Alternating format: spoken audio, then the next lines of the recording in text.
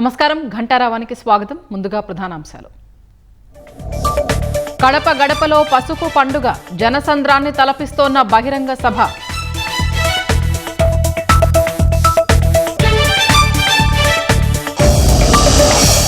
మహానాడు వేదికపై ఆవిష్కరించనున్న my TDP app, సభలో భవిష్యత్తు కార్యాచరణను వెల్లడించనున్న సీఎం.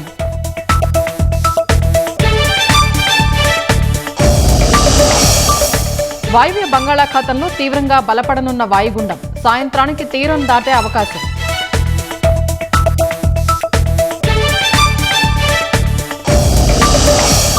గొప్ప సంస్కృతి భిన్నత్వానికి సిక్కిం నిదర్శనమన్న ప్రధాని, గ్రీన్ మోడల్ స్టేట్ గా ప్రపంచానికే ఆదర్శంగా నిలిచిందని ప్రశంస.